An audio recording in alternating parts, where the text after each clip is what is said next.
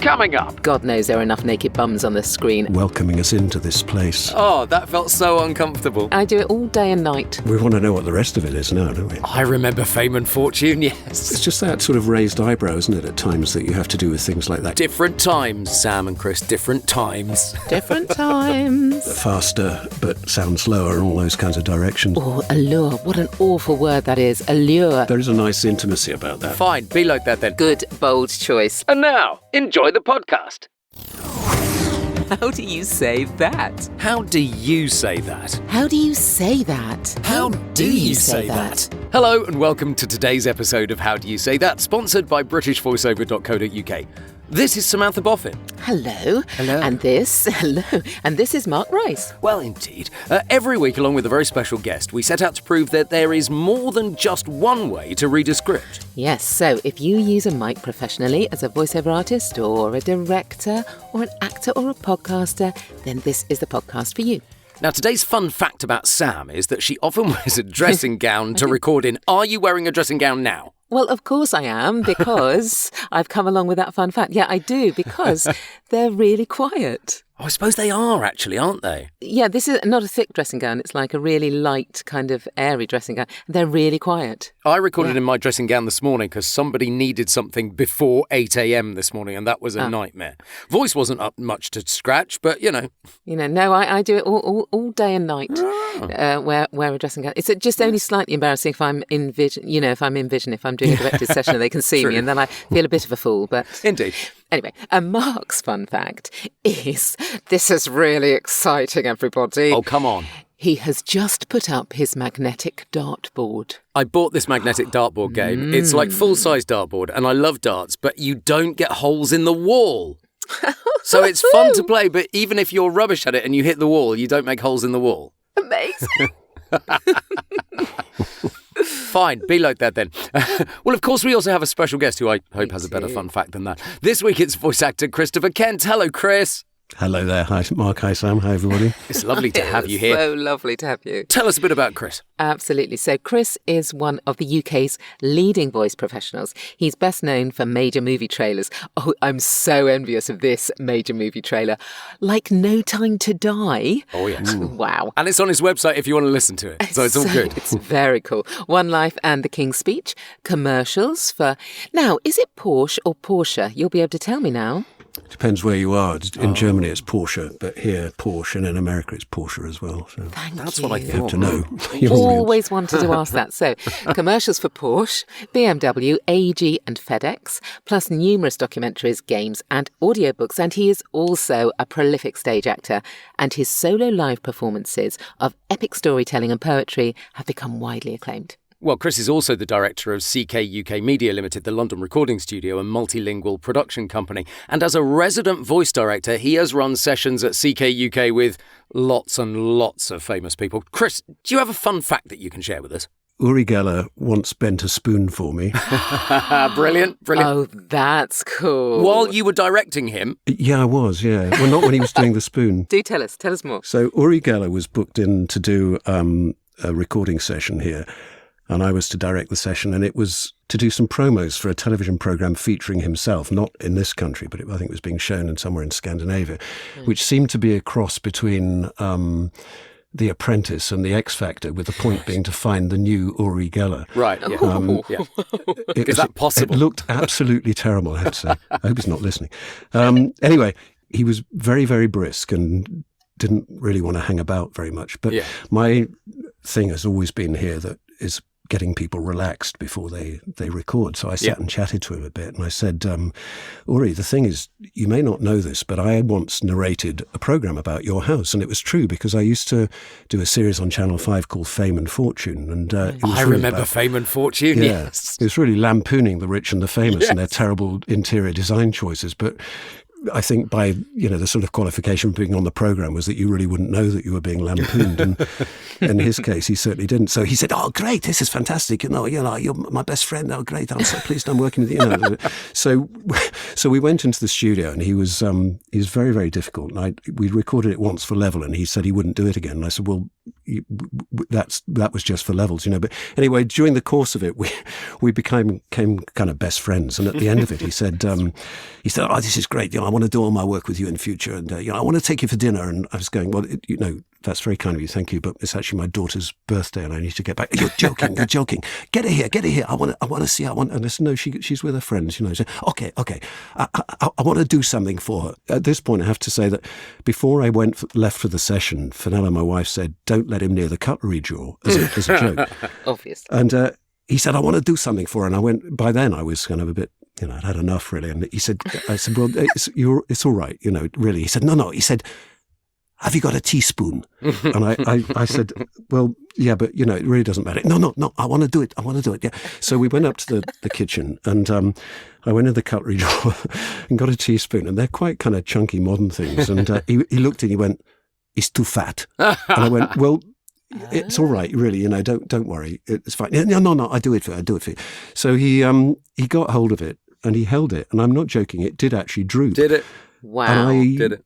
I was so unimpressed by then. I just went, "Well, thank you very much," you know. And he said, no, wait. And he had a special spoon signing pen that he got out of his pocket, and he signed it to Clara, "Happy birthday," all of that inside the spoon.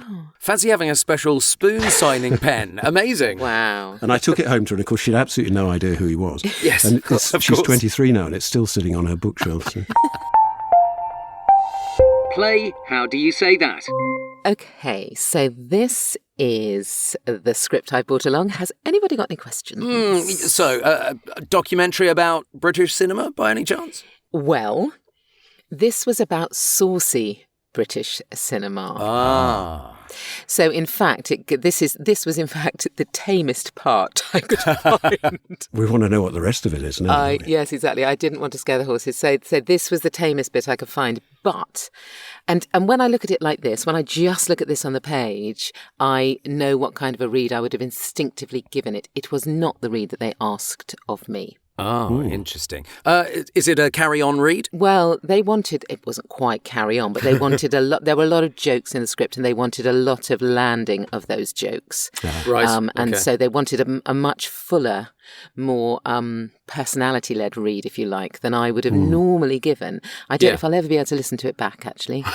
as good as that? It's a two-parter. Well, because it wasn't instinctively, it wasn't what I would have done. I mean, I was very happy to do it, but it was more Seaside Postcard than than straight. I thought it was just be a supporting voice, as it were, because God knows there are enough naked bums on the screen, and quite frankly, nobody's going to be listening to the bird who's reading the script. But at the same time, the script had been written for it to be, a particular, personality-led script. I have a feeling that I might go too over the top with this, and you'll go, "Not quite that much, Mark." Not quite that much. Well, yeah, yes. When I say personality-led, yeah. All right, I'll give it a go first. Okay. In the post-war years, British cinema boomed with a combination of sentimental romances and patriotic war films. But by the late 1960s, the domestic movie industry was in trouble. Film production had halved, and over 3,000 cinemas had closed. Auditoria were becoming bingo halls, and television was now the main source of entertainment, with millions of viewers tuning into soap operas, variety shows, and even DIY. But TV wasn't satisfying everyone. That was big. That was big. You said landing the gags, and I think I was probably landing a bit hard. You teed that up nicely at the end. I want to know what is going to satisfy everyone, definitely. Exactly. Yeah. Yes, I wasn't going to leave that line in, and then I thought, no, actually, that's a little cheeky it needed that, nod absolutely. to where it was going. In the light of what you've explained it as being, it's absolutely crucial, isn't it? It is. But also, of course, you'll see on the page there it's sort of divided into 4 sections, and there was upsound between each of these. In fact, I thought it was a really interesting directed session, actually, because we really did. I never saw it as a whole. I never prepped any read. I only got the script as I walked in. Wow. Okay. And it really was one of those things where we would they'd show me that little clip, and then I'd have to kind of just. I'd have to look at the clip and think, okay, I can see what we need to do there. So there wasn't a lot of, because it was 2 big hour-long documentary films, so it was quite a lot to do. Yeah. Chris, you've done quite a lot of documentary, but I wonder if any of them have strayed into this territory. I think it's... I don't think so, no. I mean, they've been far more boring than this one sounds sedate. Like. This sounds like. I saw one on your website that's sedate but beautifully done and in a classic style. But I'm getting the feeling that you might not approach this in classic style. Well, I don't know. It's interesting now, isn't it? Because when I saw it, I just thought, this looks like a... Yeah. I thought it was about television or cinema or something. Yeah, me too. Absolutely. But so there are clues in there. No. Yeah. Would you like to give it a go? Shall I have a go? Yeah. All right. In the post-war years, British cinema boomed with a combination of sentimental romances and patriotic war films. But by the late 1960s, the domestic movie industry was in trouble. Film production had halved, and over 3,000 cinemas had closed. Auditoria were becoming bingo halls, and television was now the main source of entertainment, with millions of viewers tuning into soap operas, variety shows, and even DIY. But TV wasn't satisfying everyone. Lovely. There's a big question mark there, Gorgeous. Isn't it, about what TV was doing? Yes. No, that was a love. That had that sort of intimate read. That was close mic'd and intimate, yes. and I think that it had a sense of fun to it as well, a sense of of energy. It's I just loved that that. sort of raised eyebrow, isn't it? At times, It is. That you have to do with things like that. If you know what that there is a sort of a subtext that isn't immediate apparent, And cheekiness. Yes. And some sad stuff as well, actually, because it was quite exploitative, and they were dubbed sexploitation films. Yes. So that there was a kind of other side to it that was actually wasn't so sort of upbeat and seaside postcard. So there was Different times, Sam and Chris. Different times. definitely. Would you like to give us a rendition of how you did it, how they asked you to do it? Yes, how I think I did it. I can't remember. Yes, I'll give it a go, yeah. Okay. In the post-war years, British cinema boomed with a combination of sentimental romances and patriotic war films. But by the late 1960s, the domestic movie industry was in trouble. Film production had halved and over 3,000 cinemas had closed. Auditoria were becoming bingo halls, and television was now the main source of entertainment, with millions of viewers tuning into soap operas, variety shows, and even DIY. But TV wasn't satisfying everyone. I can hear the big smile on your face that almost is going to erupt to a giggle. Yes, it got more. Yes, obviously it gets more woohoo. But There's a nice intimacy about that. Yes, There's absolutely. Come on, it draws you in, which I think is what you have to do with these things, isn't it? It's like, here's the deal, here's the story I'm going to tell you. It's all the storytelling, isn't it, really? Well, it's worthwhile remembering that these are real scripts that we've been working on, but we've changed names and some details to avoid copyright issues. Chris, tell us a bit about your scripts. Quite different. Yeah, so this is a commercial. It's a perfume commercial. We've changed the name of it. And normally, with something like this, you would luxuriate in space and time. And if it was a TV ad, well, A, there'd be less copy, but B, you would have plenty of time to say it. Mm-hmm. This was actually an ad for Spotify. And it was 30 seconds. Wow. Okay. And it is really written wall to wall. So the challenge is to try and get the sense of ease and space and luxury while not speaking slowly, which is, as we all know, in our trade, is the thing, isn't it? It's really tough. This is not where I excel. Faster, but sound slower, and all those kinds of directions that we... Yes. Sam, you are known for luxury. You're known for that chocolatey voice, but not necessarily when you're going fast with it. No, and that I must admit that I find it a challenge. I'm sure I'm not alone in it. Yeah, so my voice kind of, it doesn't skip over the vowels. It leans into the vowels. Yes. And the trouble is with that is you can't afford to do that when you're trying to go fast. So it does change. It's an interesting challenge, isn't it? I mean, I think that for those of us who did a lot of radio advertising years ago, you kind of, you learn how to go from, something that took 32 seconds to something that took 29.5 seconds without trying to do it quicker. Yep. And I can't actually analyze it. If you stop and think about it, it becomes very difficult to do, but it's something to do with cadence, something to do with rhythm. And I think people who've got a musical background find find they can do it more easily just because it's like upping the tempo, slightly upping the beat, as it were. Yes. Well, I think, Sam, with your luxurious voice but your hatred of 30-seconders, I'm going to ask you to go first and just see what you do with it. Okay. I'm not going to time you, though. No, that would be please. Cool. But do keep it in your mind. I know, absolutely. Speed. Yes, okay. The night unfolds, and with it your story, your fragrance. L'air de la nuit for men, the perfect melody for your loved one. In every step, a rhythm. In every glance, a harmony. The night is yours. Unleash its essence. Discover the night's allure with L'air de la nuit. Oh, allure. What an awful word that is. Yeah. Allure, isn't it? I always think of Miranda now when I see allure. Yes. Discover the night's allure with L'air de la nuit for men from Luxe Fragrances. Find us on the high street or search online. L'air de la nuit, one scent to rule them all. See, I think you did get the speed in there. Did I? But because you kept it soft, the softness brought that luxury, Chris. Yeah, Would you which is agree? interesting, isn't it? Because it's harder to do it if you're projecting, but if you do it soft, you can kind of do it on the breath, as it were, which I thought you did beautifully, actually. Yeah. That was very alluring. Alluring. That is a horrible, it's a horrible word.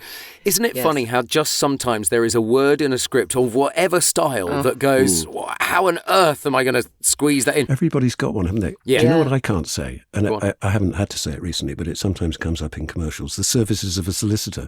Do you need the services of a solicitor? It's impossible to say without Yes, you're right, sounding... in lots and lots of letters. Wow. Mine is digital technology, which I got right then, but not if it's in a script. You watch, you see it digital coming, is a don't pig you? of a word, isn't Yes. it? Oh. Yeah. Digital. I thought that was a lovely read, Sam. I think you really got it. I think you nailed both the speed and the luxury of that. I'd have bought that fragrance. Yes, I'd have bought that fragrance too.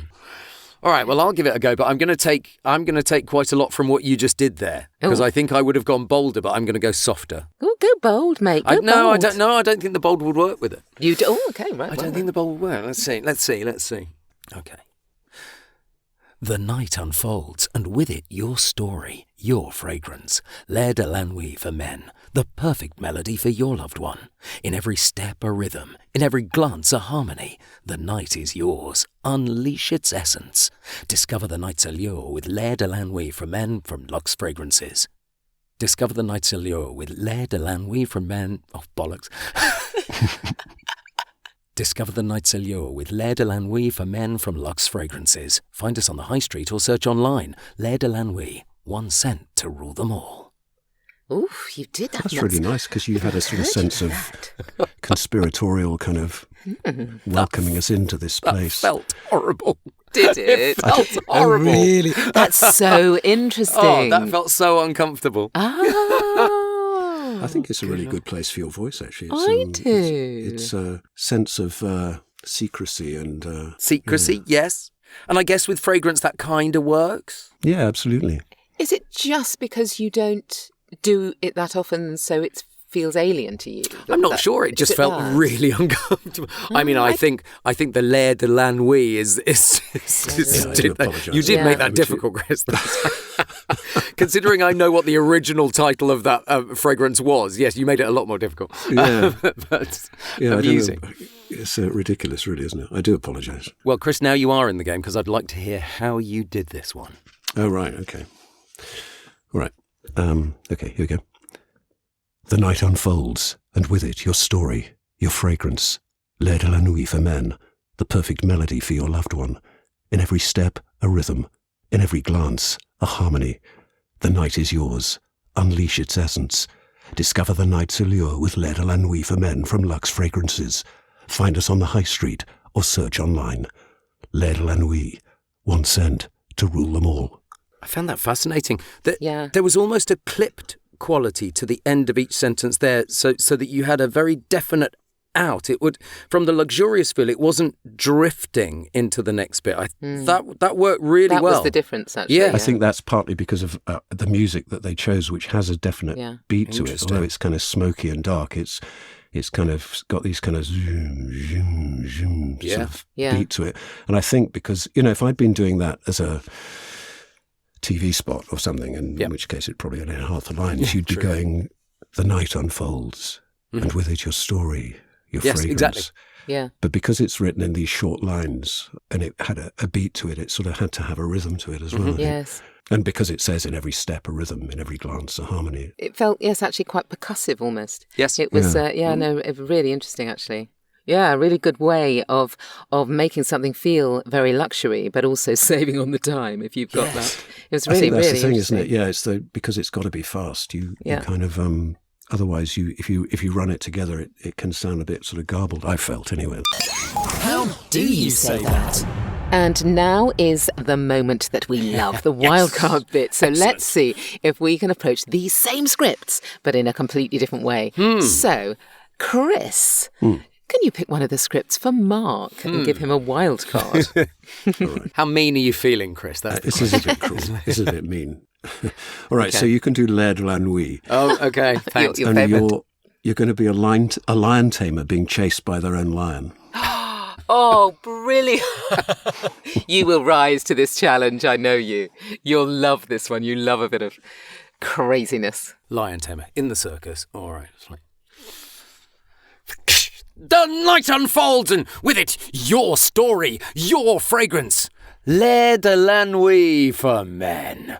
The perfect melody for your loved one. In every step, a rhythm, in every glance, a hum. In the night's yours. Unleash its essence, discover the night's allure with L'air de la nuit. Find us on the high street or search online. L'air de la nuit, one cent to rule them all. Brilliant. I could picture it all. I could see That it. was so good. The moment that lion turned on him. Brilliant. Yeah. I had looked at the script and I thought that as we got to in every step, that had to be the point where the running began. Yeah. That's really good. Yeah. Good, bold choice. Lovely. Bold choice. You know me, I love a bold choice. Absolutely. Quite enjoyed that one. All right, so Sam, would you like to suggest a wild card for Chris to do? Yes, I would. So I would like you to be a rather distracted car mechanic. Mm-hmm. Oh. You're underneath the car. You're probably on one of those little wheelie trolleys. and the client is outside irritating you, so you're a bit distracted and you're trying to fix this damn car. And which script? Oh, that's a good point. I'll give you the first script because you're not as familiar with the first script, so that's what I'll give it to you. All right. Here we go. In the post-war years, British cinema boomed with a combination of sentimental romances and patriotic war films. But by the late 1960s, the domestic movie industry was in trouble. Film production had halved and over 3,000 cinemas had closed. Auditoria were becoming bingo halls and television was now the main source of entertainment, with millions of viewers tuning into soap operas, variety shows and even DIY. But TV wasn't satisfying everyone. That was such a believable character. Do you think it sounded as though he was constipated then? Yeah, maybe a little bit. It's like... You get that being under a car all the time, you know, you get that. Yeah, and you could tell the bits where it wasn't going well. It's like he was finding that quite tough, was it? I liked that. Could you see yourself under the car, though, Chris? I could, yeah. Well, I was... had you but seen me, I was lying flat on the floor. You're lying flat for that one, yes, exactly right. I'm going to take that and I'm going to run with it, and I'm going to give Sam something that I think she'd like to do. And I was reminded because I was in a store earlier on today. Oh. I'd like you to be a bored checkout operator. Oh, right, okay. But bored and not at all interested in the customer in front of you or what you're putting through. Okay, so I'm on the checkout. You're buzzing on the things checkout through. and you're Okay. bipping things through, yes. Okay, which script? I think L'air de la Nuit. Okay. Still can't say it, but you know the one. Right, okay. I'm there. Okay. Yeah, all right then. The night unfolds, and with it, your story, your fragrance. Right. L'air de la nuit. Oh, for men. Nice. Perfect melody for your loved one. In every step, a rhythm. In every glance, a harmony. The night. Oh, it's yours. Oh, sorry. Unleash its essence. Discover the night's allure. Oh, L'air de la Nuit. For men! From Luxe Fragrances. Yeah, well, find us on the high street or search online. Little and wee. 1 cent to rule them all. That was lovely. That's good. I love the character. It was interesting that you were completely disinterested until the one thing caught your eye. Yeah, twice. Nice. Yeah, totally. I like it. Yeah, no. I like it a lot. The Knight's Allure got its own special prominence there as well, didn't it? As we love it. Our favourite word. Well, if you would like to create a character and play along in the privacy of your own booth, well, we've put the scripts in the show notes so you can have a try yourself. Yes, you can. Now, Chris, our question this week is, what is the number one tip that you could give a voiceover when they're being directed? Oh, that's helpful to What's everyone the thing to know you've that. always wanted to say to them? Mm-hmm. Listen, I think, really. Relax and listen. The main thing is, as we all know, it can be very isolating, traditionally being in a glass box with people on the other side of it, but more often now remotely in that glass box. Yeah. And in inverse proportion to the size of the campaign, you can get more nerve-wracked by it. Mm-hmm. But I firmly believe that the clue to the whole thing is being relaxed and staying in your centre, as it were.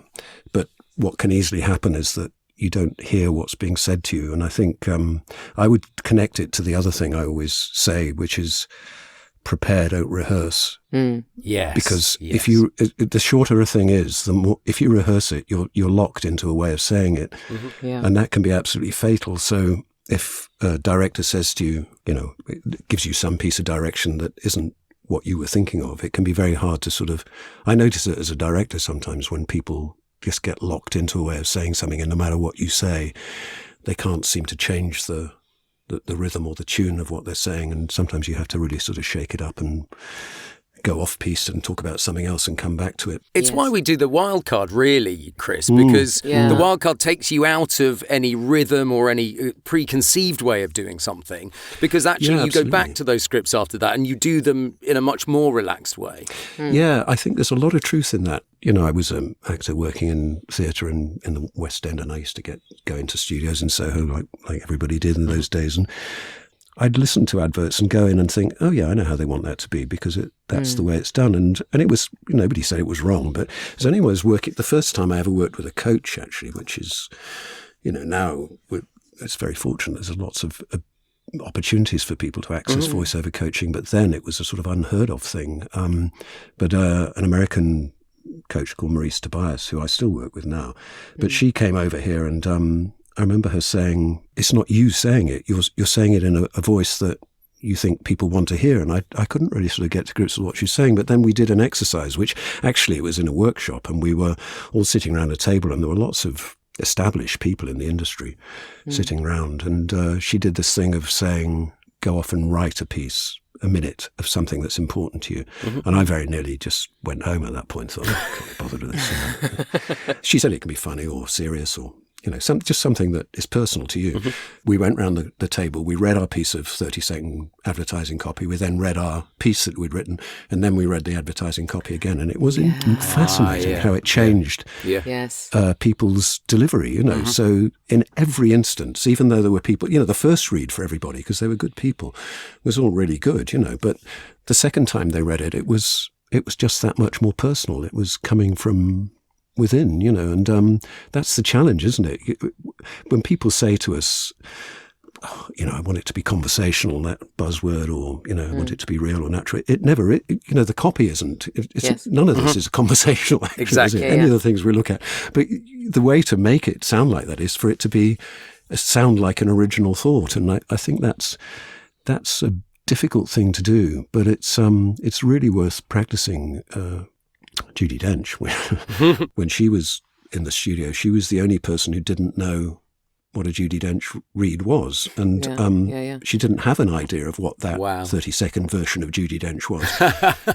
Whereas everybody else thought they could hear what it should be. But when it arrived, it was that much richer and realer, because she was finding it from within herself, rather than fitting it to a template. Yes. So, Chris, I've learnt prepare, don't rehearse. That's possibly one of the best pieces of advice that anybody's given on the podcast. Chris, thank you so much for coming on. Yes, it has been amazing and full of lots of great stories and lots of great advice. A reminder that Chris Kent's details can be found in the show notes and all of your social media details there as well, Christopher. And we'll also be putting today's scripts in the show notes so that you can have a read yourself. And please do like and subscribe to the podcast so you never miss an episode. And Mark always likes me to do this bit. Oh, yes. Feel free to give us a review if you feel moved to do so. I love a review, absolutely. Well, that's it for this week. Thanks again to Christopher Kent. We'll be back next week with more scripts and another voiceover guest when we'll be asking, and Chris, this is the bit where we say the title of the show all together.